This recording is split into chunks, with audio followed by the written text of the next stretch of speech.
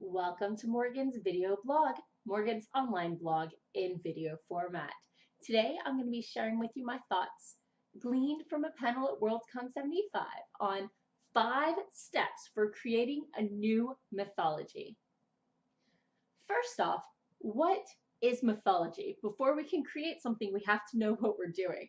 So there are many definitions, but the one I'm addressing today is this. Mythology is the folklore and legends that tell how things came to be.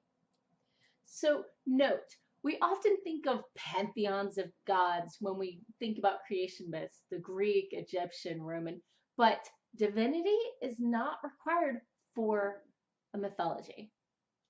You get stuff like Paul Bunyan, etc., that sort of myth. So 5 steps for creating a new mythology. 1. Steal from the dead. It's less culturally appropriative to steal from dead cultures rather than current ones. Also, you don't have as many people telling you you're wrong. There's distance and hopefully some introspection that is achieved when a society no longer is interacting with ours. So there's less stereotypes and it's a lot easier to approach. Tip 2, remember what you're doing. You're writing a story, a novel. You're not creating an actual religion with all the history, with all the myths to explain every little thing in the world. You just need as much as is needed for your story. The back can be hollow. It can be an empty set. Although some people do like to write long and then cut down.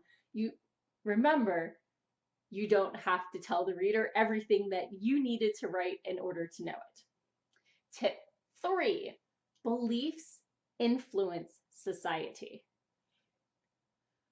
When world building, you have to think about how the society's beliefs influence their culture and politics. If you look in the real world, different societies are set up differently, and a lot of times that's due to the religion and the belief systems that they follow. Tip 4, remember that people are different. You shouldn't invent new religions and then state all followers of X religion are this and all followers of religion Y are that. It's not realistic.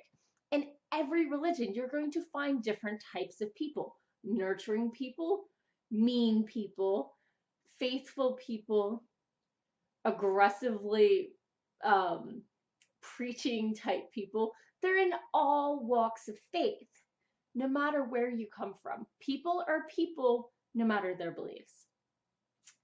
And finally, 5, remember there are different types of religion. Don't think about the one that's your favorite. Remember that there are other styles. Most fit in one or more of the 4 categories below. First, polytheistic. That's your Greek, Egyptian, Norse pantheons, where you have the mythology that tells how they're family and about their wars and their trials and tribulations. We're all pretty familiar with polytheistic religions as examples of mythology. Pantheistic.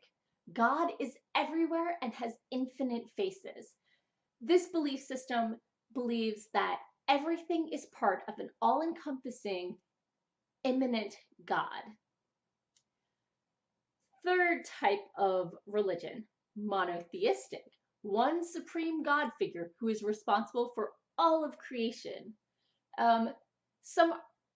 Most believe that Judeo-Christian religions are monotheistic, but there's some discussion about the Trinity of God. So I'm not sure how you fall on that spectrum. And 4, animistic. The belief that all things have their own spirit. Some cultures believe it as all organic things have their own spirit, trees, plants, people, and some believe that it's everything, teapots, mechanical clocks, anything that's created can have a soul. So you can go many places with that. Even with these 5 tips, it's going to be hard to create something that's truly unique, that doesn't come across to the reader as analogous to a religion that they're already aware of. This can be handy because you don't have to explain as much, but the challenge lies in fighting the assumptions. This post was derived from notes from Worldcon 75, the titular panel, with panelists Tarja Rainio, Catherine Sullivan, Michael Underwood, and moderator Drew Honish. Best of luck. Do you have any tips for creating mythologies?